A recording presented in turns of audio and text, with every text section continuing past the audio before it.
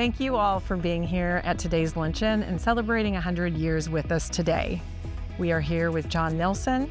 He is a retired journalist, so he's going to give us a glimpse of the past, which will then relate to what the success of the future looks like. Thank you, John.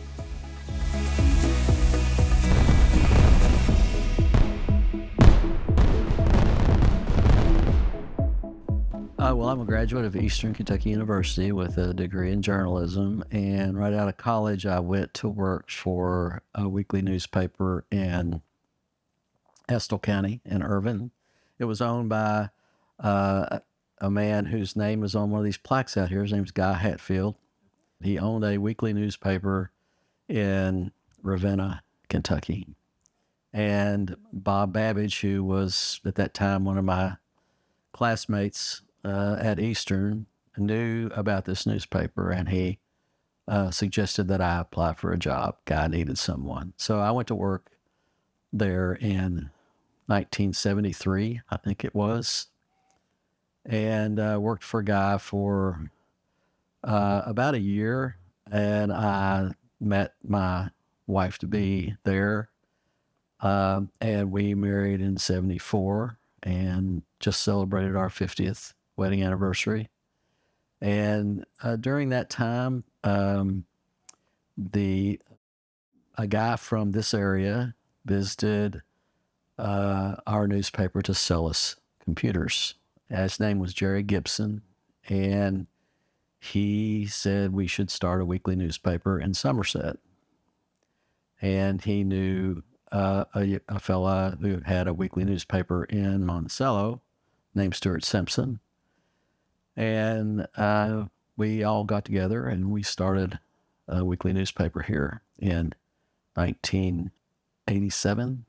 Guess that was after I had I had worked for a guy at the Weekly, and after I met my wife, I went to work for a coal company there, and I worked there for 11 years, and then I went back to the Weekly newspaper, and that's where I was introduced to Mr. Gibson, and that led me here. And the rest is history. And the rest is history. Well, so you have given me so many questions to spin off from that.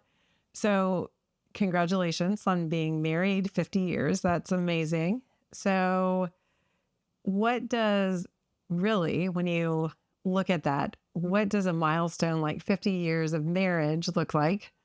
And then what does 100 years of being in business, whether it's the newspaper or the chamber, mean? Well, it takes a lot of fortitude, I guess you would say, in both cases. Marriage is work, and it's good work, but so is maintaining an organization. And I never thought I'd be sitting here, 30 years from when I was president of the Somerset-Pulaski County Chamber of Commerce, talking about their 100th anniversary. How has Somerset changed? How has the chamber changed? How has life in general changed when you come back here from when you lived here yourself?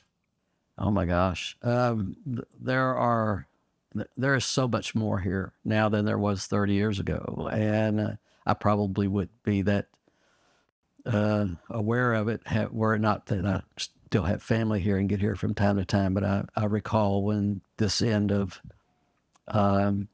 US 27 was pretty vacant.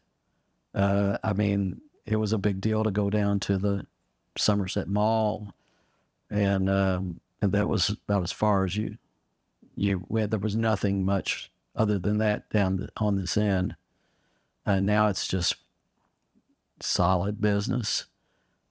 So what does the chamber to you personally mean? Opportunity, I guess. It was back then for me an opportunity to network with my fellow business people, like you were talking about with the face-to-face meetings. It was we were new to the community, our business was, and it was important for us to to have a relationship, to know who the business people were and who was influential and who wasn't. And that, being a member of the chamber and the chamber board helped with that. If I asked you one question that defined how you feel about the Chamber of Commerce here locally, what would it be?